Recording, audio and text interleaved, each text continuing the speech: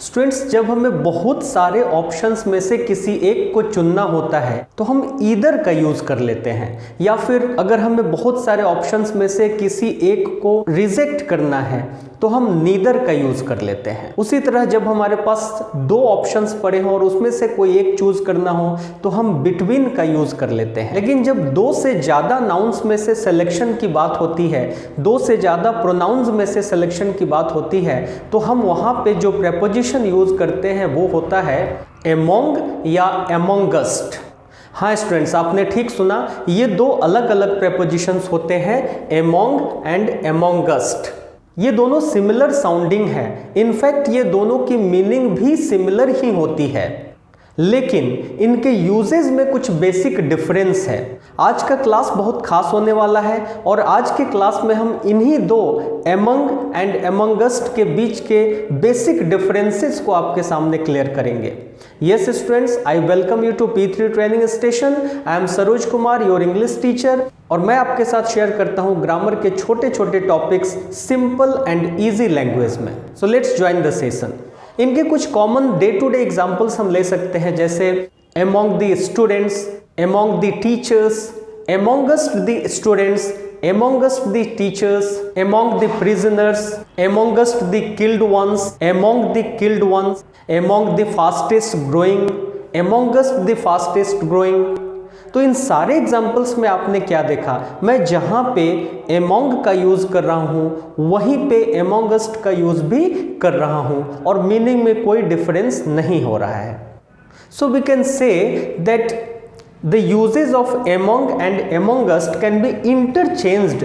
हम जहां पे एमोंग का यूज कर रहे हैं वहां पे एमोंगस्ट का भी यूज कर सकते हैं और मीनिंग में कोई डिफरेंस नहीं होगा और हमारा सेंटेंस गलत भी नहीं होगा। बट स्टूडेंट्स, हम इस वीडियो में बात करेंगे कुछ ऐसे स्पेशल रूल्स की जहां पे सिर्फ एमोंगस्ट का यूज हो सकता है, वहां पे एमोंग का यूज नहीं हो सकता है। तो बने रहिए हमारे साथ इस वीडियो में और इसे एंड तक देखें ताकि आपका सारा कंफ्यूजन आज क्लियर हो जाए। स्टूडेंट्स, पहला केस हम आपके साथ डिस्कस कर रहे हैं, जब किसी भी प्लूरल नाउन के पहले आर्टिकल द आता है तो ऐसे केस में you are free to use either among or amongst, और दोनों ही बिल्कुल सही होगा। एज फॉर एग्जाम्पल, अगर आप बोलते हैं एमोंग द मेन, मेन यहाँ पे प्लूरल है और मेन के पहले द आर्टिकल आया है, सो एमोंग द मेन, या फिर यहां बोल सकते हैं एमोंगस्ट द मेन। एंड ग्रामेटिकली दोनों ही यूजेस बिल्कुल सही हैं। इन द सेम वे आप बोल सकते हैं among the prisoners of war, या फिर आप बोल सकते हैं एमोंगस्ट द प्रिजनर्स ऑफ वॉर। तो यहाँ कॉमन क्या है कि हमेशा जो हमारा नाउन है उसके पहले डिटरमिनर द लगा है और उसके पहले एमोंग या एमोंगस्ट आ सकता है। दोनों में से कोई भी चॉइस करेक्ट होगा और आप यूज कर सकते हैं। Let's see a very special rule. Students, जब कभी भी किसी प्लूरल नाउन या प्रोनाउन के पहले कोई वोवेल साउंड प्रेजेंट हो तो वैसे केस में हम एमोंगस्ट एंड एमोंग के बीच में एमोंगस्ट का सिलेक्शन करेंगे और ये ग्रामेटिकली करेक्ट होगा। इसको हम दूसरे तरीके से ये भी बोल सकते हैं कि जब कभी एमोंग या एमोंगस्ट के ठीक बाद वोवेल साउंड प्रेजेंट हो और उसके बाद कोई प्लूरल नाउन या प्रोनाउन प्रेजेंट हो तो वैसे केसेस में एमोंगस्ट का यूज ही प्रॉपर होता है और हमें वही करना चाहिए। मैंने आपके सामने कुछ एग्जांपल्स रखे हुए हैं, इससे क्लियर हो जाएगा कि कैसे एमोंगस्ट का यूज वेरी स्पेसिफिक होता है in case it is followed by a vowel sound और लेटर।